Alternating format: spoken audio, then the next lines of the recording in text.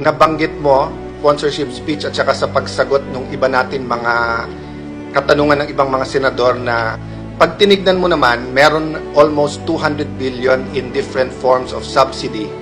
And as SecBen has stated very clearly during the committee hearing na targeted ang ating approach pagdating ng ayuda. Tama po ba yun na more or less 200 billion? That is correct, Your Honor. As a general rule, Mr. Chair, magkano administrative cost for any government project? I mean, for the public who's listening, correct me if I'm wrong, no? The General Appropriation Act contains both programs and projects.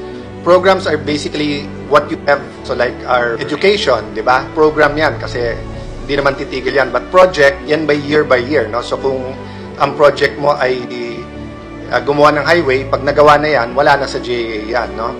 But we have had a long period for 4Ps. So as a rule of thumb, 20-30% ang ilan percent ang administrative cost for any project? 3 to 5% is what the DBM Secretary is saying, Your Honor. Yun lang ang administrative cost, 3 to 5% lang. So like if I look at 4Ps, 100 billion, only 3 to 5% niyan ang napupunta sa administrative.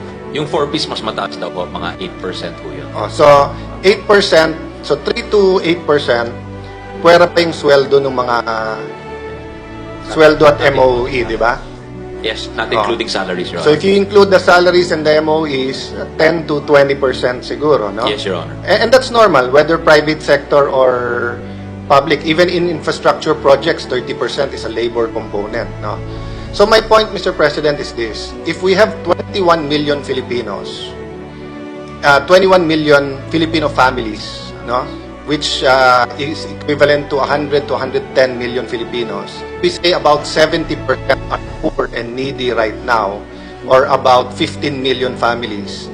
If we simply directly help them, cut out all of the administrative cost, katulad ng ginawa natin sa Bayanihan 1 and 2, idiretso sa LGU, idiretso sa pamilya, nakatipid na tayo ng 10% of 200 billion, which is 20 billion, masisigurado pang hindi doble, masisigurado pang lahat mabibigyan, at masisigurado pang madali nilang makuha, whether it's 2 gives na 5,000, 5,000, or 10,000.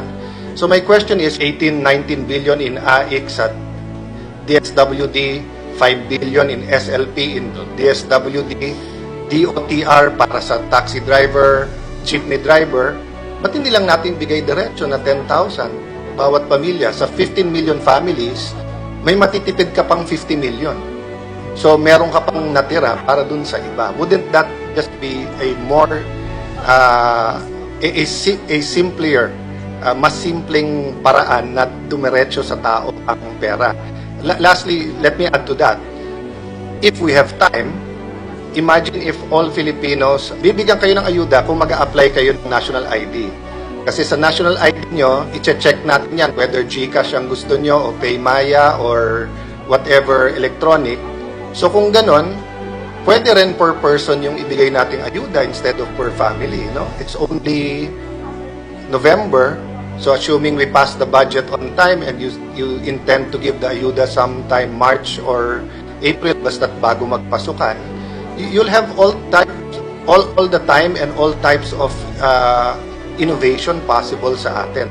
So basically, that's my question, Mr. Chair. Hindi ba natin pinapahirapan ang buhay natin sa gobyerno by putting it in different agencies? At hindi ba natin pinapahirapan ang buhay ng mga Pilipino na kanya-kanya silang pag-apply sa iba't ibang ahensya o either sira yung website ng ahensya na yon or ang dami pang requirements o pabalik-balik sila. Imagine nyo sa tricycle drivers this year, we've been doing it for 3 years. Wala pa palang master list ang DOTR until now.